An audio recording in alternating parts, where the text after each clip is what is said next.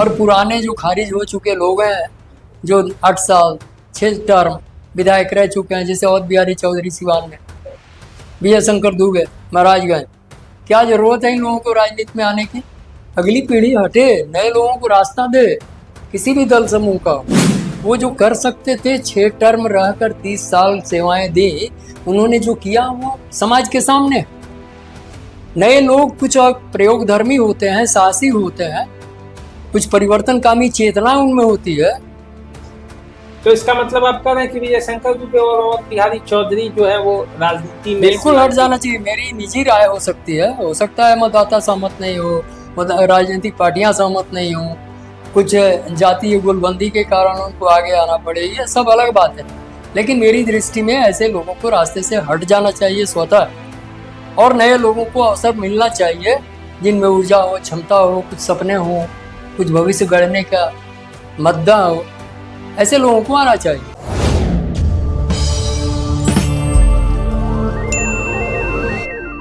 नमस्कार, द देसी अड्डा पर आपका स्वागत है। मैं हूं राकेश तिवारी। देखिए, महाराजगंज में द देसी अड्डा का कार्यालय खुल चुका है, और कार्यालय खुला है तो पहला व्यक्ति जो हमारे साथ आज महाराजगंज के स्टूडियो में मौजूद है, उनका नाम है अशोक प्रियंवद। आप जानते हैं, मैंने आपको बताया भी है कि ये वही अशोक प्रियंवद हैं जिनकी प्रेरणा से मैंने पत्रकारिता जगत में कदम रखा। तो आज हमारे साथ हैं। सबसे पहले भैया आपका तो स्वागत है। धन्यवाद। तो आज अशोक प्रियंवद जी हमारे साथ हैं। तो जिस जिले की भूमि पर है, सिवान जिले की, हम चाहते हैं कि सबसे पहले आज उसी की चर्चा की जाए। और चूंकि राजनीति आप जानते हैं कि बिहार में चुनाव है 2025 का, तो 2025 के चुनाव में सिवान की बड़ी महत्वपूर्ण भूमिका होने वाली है। 2020 में भी थी और 2025 में भी होगी। तो मैं आपसे ये जानना चाहूँगा कि आखिर सिवान में जो लड़ाई होती है वो कैसी होती है? देखिए राकेश जी, आप जुड़े रहे पत्रकारिता से और सिवान की भूमि से आप हैं, और सिवान को आपने बेहतर समझा है।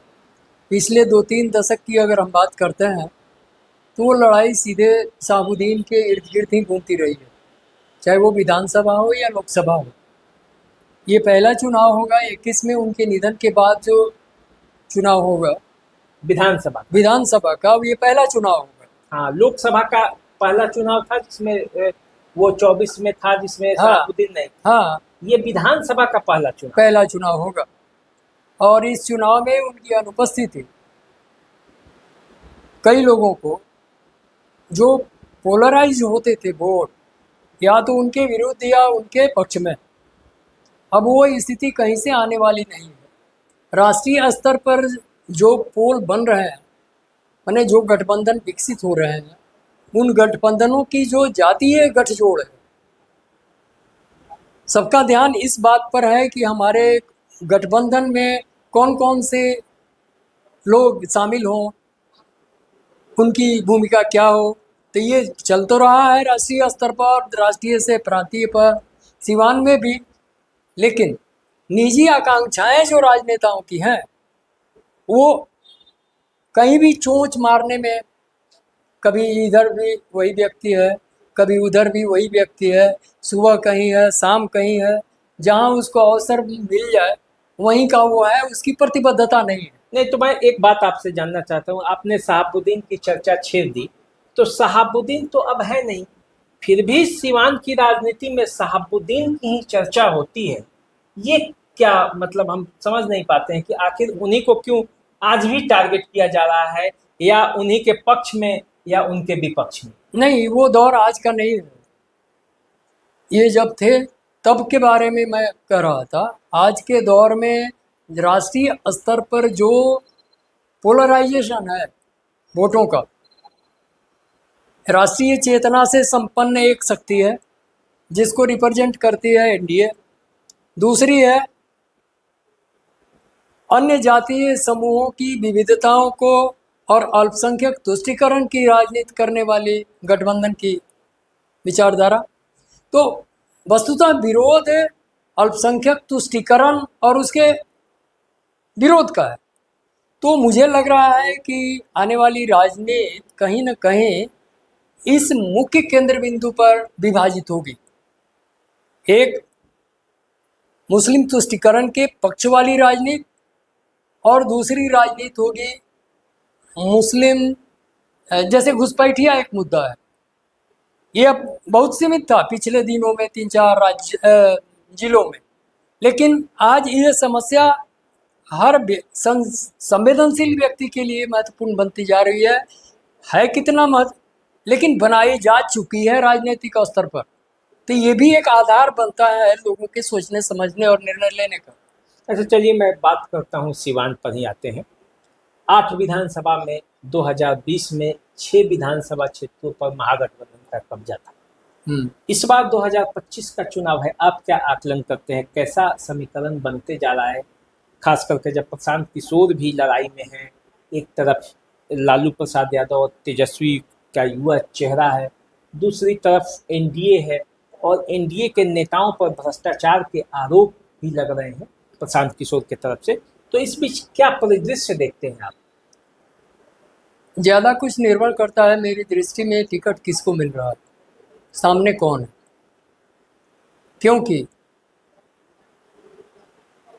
पिछला वो समकालीन होता है, कंटेम्पररी होता है, किसके किसके बीच और कौन आमने सामने है।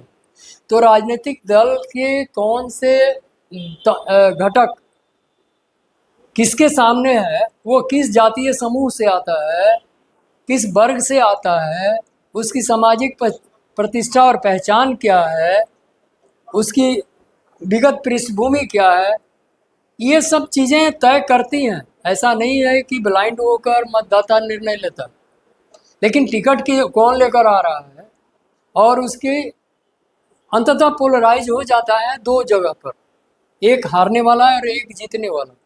जो कमज़ोर नीचे के लोग होते हैं वो अंततः जाते जाते किसी न किसी के पक्ष में पूरे मतदाता केंद्रीभूत हो जाते हैं। आप तो इतने दिनों से चुनाव को देखे हैं, अभी की स्थिति यदि मौजूदा स्थिति हम देखते हैं तो उसमें आप क्या देखते हैं कि मतलब पलड़ा या जो समीकरण लड़ाई कहाँ जा रहा है, 2 धाराओं में बट रहा है सीवान में, कि यहाँ सीवान में भी जनसुराज कुछ खेला करेगा?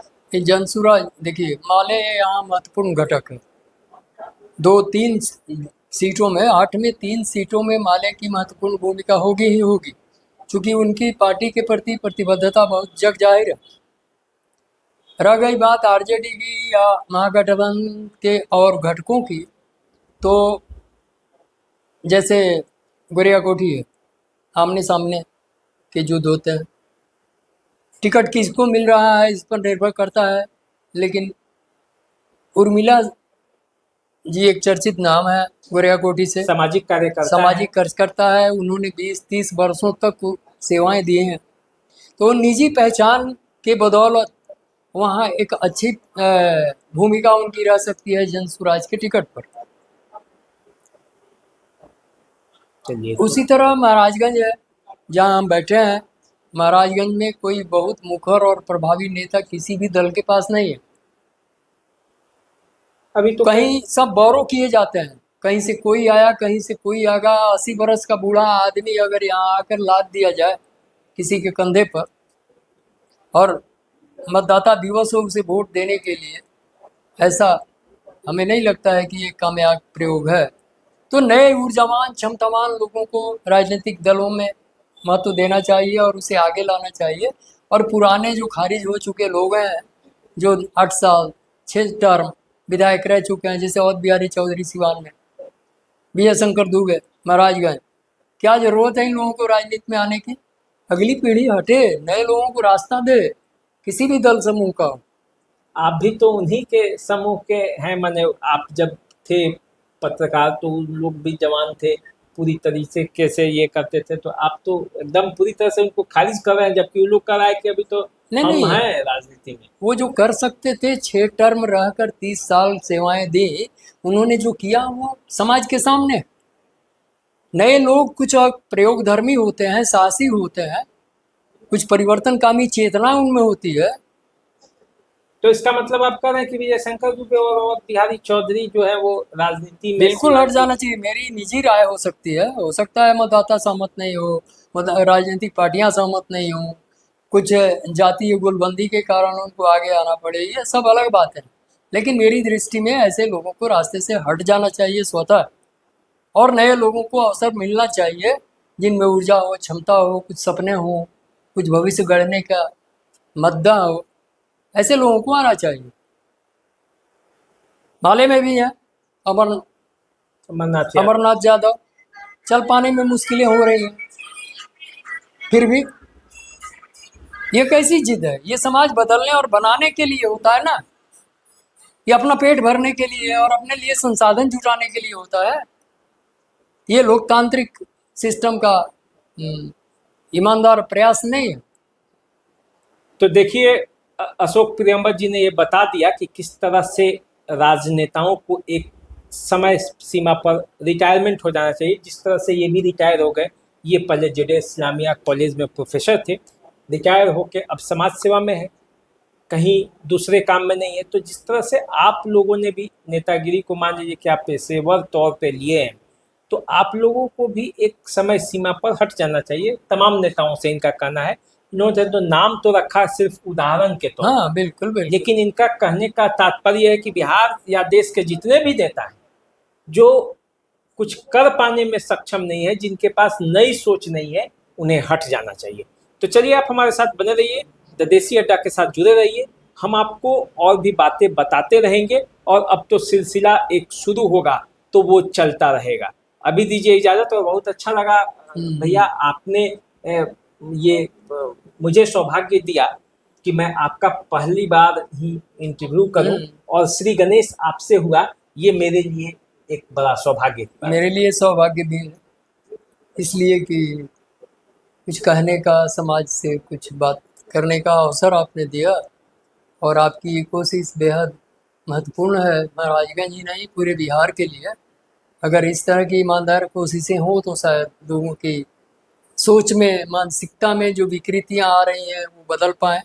एक काम और कर दीजिए, जब इतना बोल ही दिए तो हमारे दर्शकों से ये अपील कर दीजिए कि चैनल को यदि वो सब्सक्राइब नहीं किए हो तो सब्सक्राइब कर लें, और यदि फेसबुक पर देख रहे हैं तो फॉलो कर लें। बिल्कुल, इस ऊर्जावान, क्षमतावान और नवोदित चैनल जो आपके बीच आपसे संवाद करने के लिए आया है महाराजगंज में, मेरा अनुरोध होगा कि आप उसे सब्सक्राइब करें, अपना स्नेह दें, और ये अपेक्षा है कि उसे पोषण आपका मिलेगा, संरक्षण मिलेगा, तो वह एक राष्ट्रीय पहचान बनाने में भविष्य में कामयाब होगा ये चैनल। और महाराजगंज की ही नहीं बल्कि पूरे सारण के क्षेत्र में यह एक आपकी आवाज़ बनकर उभरेगा, हम ऐसी कामना भी करते हैं। नमस्कार। धन्यवाद।